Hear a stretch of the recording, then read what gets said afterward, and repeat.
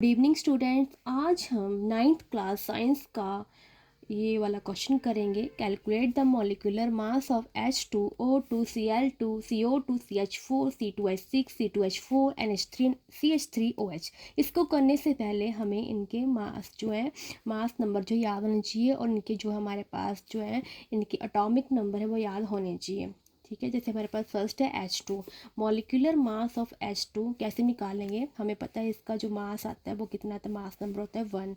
अब यहाँ पर कितने हाइड्रोजन है 2, तो 1 multiply 2 is equal to the 2 unit, 2 atomic mass unit इसकी यूनिट होती है, जैसे कि O2 है हमारे पास। ठीक है, O2 का कैसे निकालेंगे? तो इसको करने से पहले हमें पता होना चाहिए कि मास नंबर जो होता है ऑक्सीजन का कितना होता है। तो इसका होता है हमारे पास 16, एटॉमिक नंबर होता है 8। Molecular mass of O2 is equal to कितना आ जाएगा हमारे पास, कितने यहाँ पर ऑक्सीजन कितने हमारे पास 2, 2 multiply 16 is equal to the 16 to the 32 unit. आगे हमारे पास है क्लोरीन Cl2।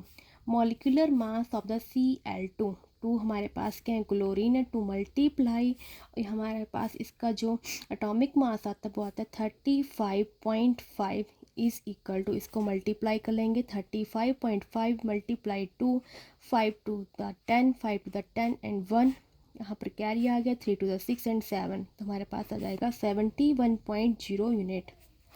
आगे हमारे पास है CO2। Molecular mass of CO2। अब तो हमने सिंगल वाले की, अब हम करेंगे जो हमारे पास डबल भी हैं। तो क्या करेंगे, अगर डबल है तो बीच में क्या आ जाएगा हमारे पास, सम करेंगे हम। जैसे कार्बन है तो कार्बन जिसका नहीं है ना यहाँ पर, तो वो उसका क्या आता है हमारे पास यहाँ पर 1 कार्बन है हमारे पास, तो क्या बन जाएगा 1 मल्टीप्लाई इसका एटॉमिक मास आता है हमारे पास 12। ठीक है, बीच में क्या आ जाएगा प्लस O2, कितने हैं यहाँ पर ऑक्सीजन 2, 2 मल्टीप्लाई इसका एटॉमिक मास आता है हमारे पास, जो हमारे पास इसका मास आएगा वो आएगा हमारे पास 16। 12 1 द 12, 16 टू द 32, 2 प्लस 2 कितना हो गया 4, 3 plus 1 4 unit is the answer. CH4, CH को मीथेन भी बोलते हैं। ठीक है, molecular mass of CH4, 1 carbon है मल्टीप्लाई एटॉमिक मास आएगा इसका कितना 12 प्लस 4 हाइड्रोजन है मल्टीप्लाई एटॉमिक मास 1, 12 प्लस 4 कितना बन जाएगा हमारे पास 16 यूनिट। आगे है मॉलिक्यूलर मास ऑफ C2H6।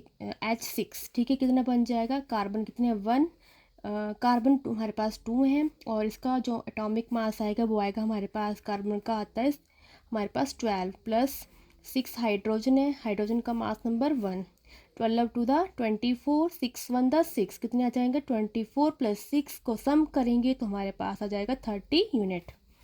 आगे हमारे पास C2H4। Molecular mass of C2H4, तो कार्बन का जो हमारे पास कार्बन कितने हैं 2, 2 मल्टीप्लाई जो हमारे पास क्या है इसका एटॉमिक मास आएगा कितना 12 प्लस 4 हमारे पास हाइड्रोजन है और हाइड्रोजन का जो हमारे पास मास नंबर आता है वो आता है हमारे पास 1, 12 टू द 24 प्लस 4 कितना बन जाएगा हमारे पास 28 यूनिट।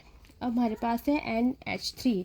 इसको कैसे करेंगे हम, हमारे पास है नाइट्रोजन, नाइट्रोजन कितने कितने हमारे पास यहाँ पर 1 मल्टीप्लाई नाइट्रोजन का जो हमारे पास एटॉमिक नंबर आता है 7, तो मास नंबर होगा हमारे पास 14 प्लस हमारे पास 3 हाइड्रोजन है मल्टीप्लाई मास कितना आएगा इसका 1, 14 1 the 14 plus 3 is equal to the 17 unit. आगे हमारे पास CH3OH।